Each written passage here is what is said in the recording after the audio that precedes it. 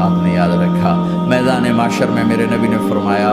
جب جہنم کو لایا جائے گا اور ایک چیخ مارے گی، کوئی کسی کو یاد نہیں کرے گا، سب بھول جائیں گے۔ ہر ایک کی زبان کے آپ نے مشہور لفظ سنا ہوگا، نفسی نفسی۔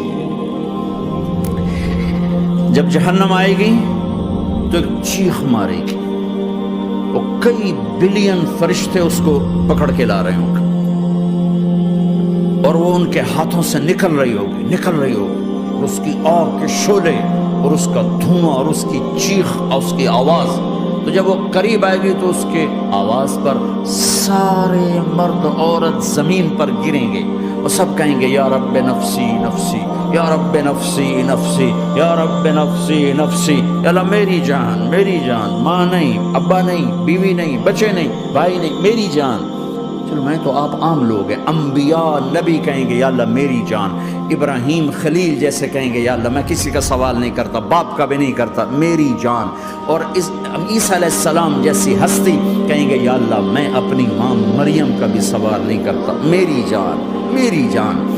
عیسیٰ علیہ السلام سے لے کر آدم علیہ السلام تک نفسی نفسی، نوح علیہ السلام نفسی نفسی، یحییٰ زکریا باپ بیٹا ہیں لیکن نفسی نفسی، سلیمان داؤد باپ بیٹا ہیں لیکن نفسی نفسی، یوسف یعقوب باپ بیٹا ہیں لیکن نفسی نفسی، یعقوب و اسحاق باپ بیٹا ہیں لیکن نفسی نفسی، اسحاق ابراہیم باپ بیٹا ہیں لیکن نفسی نفسی، اسماعیل ابراہیم باپ بیٹا ہیں لیکن نفسی نفسی۔ یہ نبیوں کا حال ہے، میرا کیا حال ہوگا؟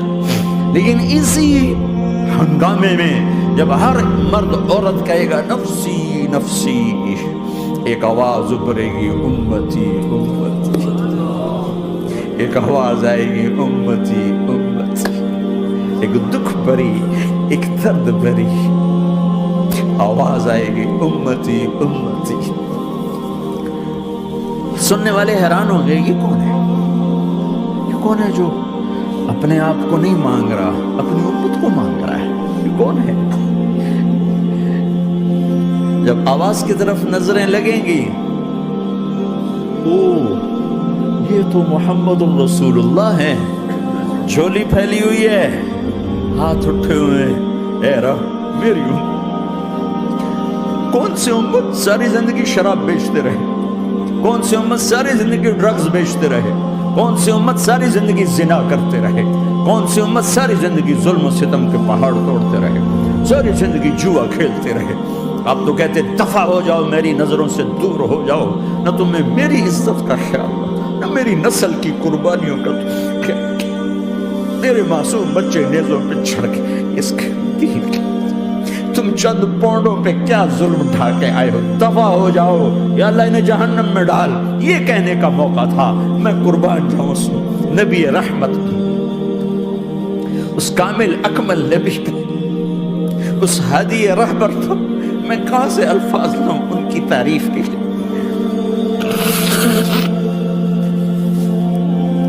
دو ہستیوں کا حق نہیں ادا کیا جا سکتا، ایک اللہ ایک اللہ کا رسول، ہر ایک کا حق ادا ہو سکتا ہے، اللہ اور اس کے رسول کا حق نہیں ادا ہو سکتا۔ وہ کہتے جا اللہ ان کو آگ میں ڈال دے، انہوں نے نہ مجھے دیکھا،